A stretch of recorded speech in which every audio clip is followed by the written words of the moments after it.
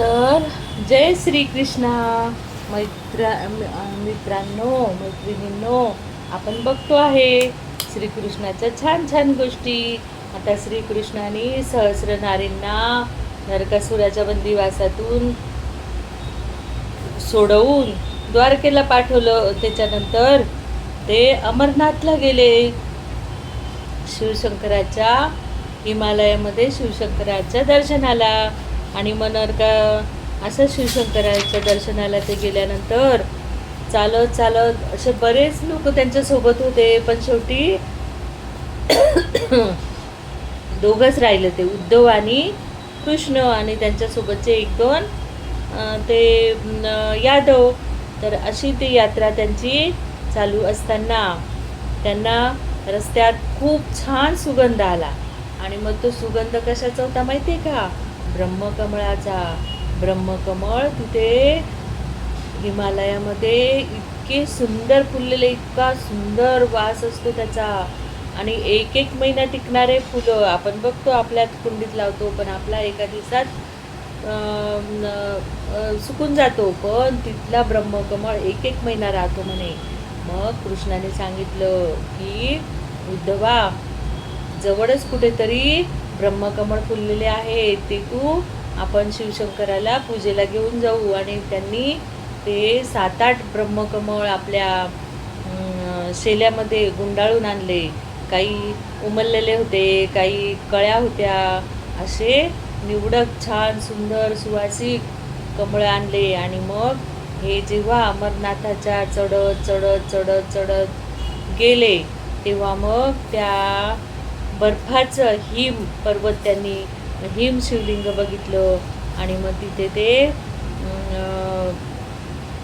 समाधीस्थ झाले शिवशंकराच्या त्या पिंडेजवळ.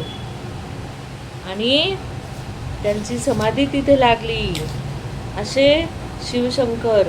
आणि जेव्हा मग कृष्णाने बघितलं की शिवशंकर, ते बर्फ कसं होतं, तर बर्फाच्छादित पांढरं शुभ्र आणि कृष्णाचा नीलवर्ण, त्याच्यावर तो प्रकाश पडलेला. आणि असं वाटत होतं की त्या शिवलिंगाने जणू काही आकाशच पांघरून घेतलं. इतकं सुंदर अप्रतिम दिसत होतं. आणि कृष्ण भगवान तिथं ध्यानस्थ बसले होते. तर उद्धवाला असं वाटलं की जणू काही शिव आणि विष्णू हे एकच आहेत, एकच शक्ती आहे आणि एकजीव झालेले आहेत, असे हे त्यांना तिथे लोभस असे दिसले. आणि मग ते तिथून अमरनाथावरून परत येताना, यादवजनो, आजचा दिवस माझ्यापेक्षा तुम्हा सर्वांच्या जीवनातील एक अत्यंत महत्त्वाचा दिवस आहे. या सभागृहात माझ्या दिवंगत श्वशुरांनी, ज्येष्ठ यादव सत्राजितांनी मजवर सोमंतक मण्याच्या चौर्याचा म्हणजे चोरीचा निंद आक्षेप घेतला होता. याच महाविक्रमी रत्नमण्यानं माझ्या प्राणप्रिय ज्येष्ठ बंधूंना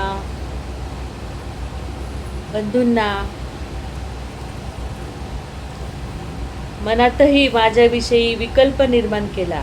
आज या दोन्ही गोष्टी दूर झाल्या आहेत. सोमंतक रत्नमण्याचा मला कधीच मोह नव्हता. याचं काय? तशा कुठल्याही रत्नाचा कधीच असणार नाही. संपत्ती हे जीवनचक्र चालविण्याचे एक साधन आहे, ते साध्य कधीच होऊ शकत नाही. तसं झालं की भल्या भल्यांना कल्पनाही करता येणार नाही अशा आपत्ती कोसळतात. समाजात अकल्पित अपराध वाढतात. मानवाची खरी संपत्ती आहे बुद्धिमत्ता. सुसंस्कारांनी पैलू पाडलेली निको बुद्धिमत्ता हेच खरं रत्न. तीच कणखर का होईना जीवन पुढे नेते, त्याचा विकास करते. हा सोमंतकानं आपल्या नव्या जनपदात अनेक वादळं निर्माण केली.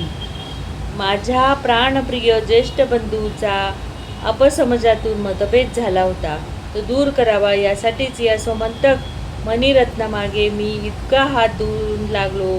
याचा अपसमज दूर झाला की सर्वांचाच आपोआप दूर होणार होता. ज्येष्ठाचे अपसमज हे कठोर शापाहून हानिकारक ठरतात. आता ते समूळ दूर झालेत. याचा मला आनंद आहे. या क्षणीच तुमचा द्वारकाधीश म्हणून मला स्पष्ट केलं पाहिजे की ज्येष्ठ यादव अक्रूर काका व कृतवर्मन यांच्या या सुमंतकासाठी झालेल्या स्वार्थी हालचाली मला मुळीच आवडलेल्या नाहीत. त्यांनी शतनधन्वासारख्या एका दुरस्त यादवाला भरीस घालून कट रचून सत्राजितासारख्या द्वारकेला अत्यंत मार्गदर्शक ठरणाऱ्या मंत्रिगणातील दुसरा एका ज्येष्ठ व अनुभवी यादवश्रेष्ठाचा त्याच्याकरवी वध करविला. उभय त्यांना कठोर चेतावणी आहे की असा अक्षम्य अपराध पुनश्च घडता कामा नये. अक्रूर काका तर हा मनी हातात पडताच असे विचित्र का वागले काही कळत नाही. मला गोकुळातून कंसभेटीसाठी मथुरेत आणताना आदल्या रात्री त्यांनी सावध केलं होतं. ते त्यांचं सौहार्द मी कधीच विसरलो नाही, विसरणारही नाही. त्यावेळी मला सावध करणारे ते यादव मंत्री यावेळी स्वतःच कसे असावध का वागावेत स्पष्ट आहे. संपत्तीचा लोभ यासाठी यावेळी स्पष्टपणे सर्वांना सांगणं भाग आहे. लोभावर हे नव जनपद कधीच तगणार नाही. अमर्याद लोभामुळे ते कितीही वैभवाला चढलं तरी बुडेल, ते तगेल केवळ अमर्याद त्यागावर, असीम कर्तव्यपूर्तीतेवर. ती संधी पुन्हा ज्येष्ठ यादव अक्रूर काकांना द्यावी म्हणून मी त्यांना त्यांच्या कक्षातून उठून त्यांनी पुनश्च मंत्रिगणाच्या मंडळात येऊन बसावं अशी सर्वांच्या वतीनं विनंती करीत आहे. मंत्रिगणातील 10 जणांपैकी त्यांचं आसन ते गेल्यापासून मी याच दिवसासाठी हेतुता रिक्त ठेवलं आहे. त्याचा त्यांनी पुनश्च स्वीकार करावा आणि हे सोमंतक मणिरत्नही स्वीकारावं. इतपर यादवात या रत्नासाठी कसलीही दरी पडू नये म्हणून विश्वस्त या नात्यानं त्यांनीच ते सांभाळावं. काशी राज्यात सोमंतकातून लाभलेल्या संपत्तीचं दान करून त्यांना मिळालेली दानपती ही गौरवशाली उपाधी अखंड राखावी. सोमंतकाच्या वास्तव्यानं आणि दानानं द्वारकेचं आरोग्य निरामय राहणार आहे हे त्यांनी कधीच विसरू नये. या सर्वांमुळे त्याचंही आरोग्य तसंच निकोप राहणार आहे.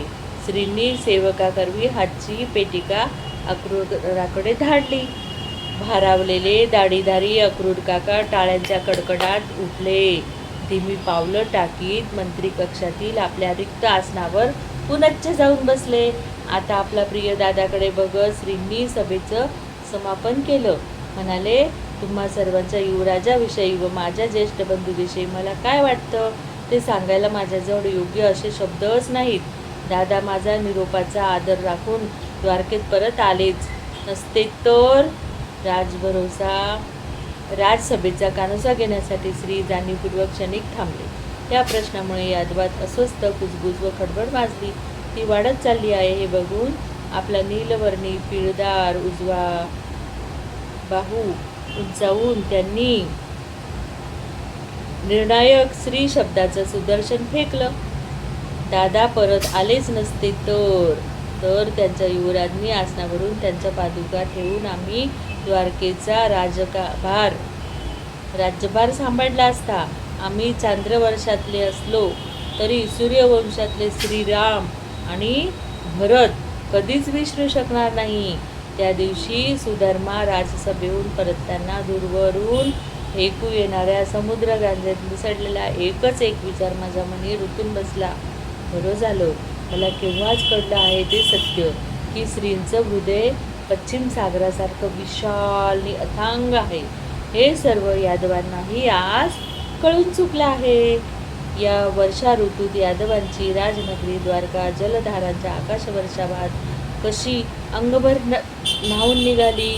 पश्चिम सागराच्या उसळत्या रोध अविरत लाटा पश्चिमेच्या थेट इंद्रमहाद्वारात वर गरजत थडथडू लागल्या.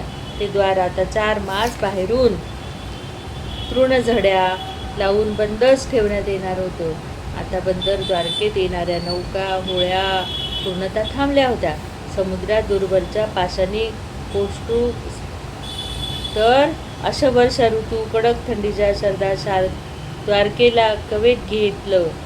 समुद्रपृष्ठावरून वटलेल्या धुक्याच्या ढगांनी द्वारकेच्या चारही महाद्वारांना दाट घेर टाकला. तर पुढे आपण पुढची गोष्ट पुढच्या भागात बघूया.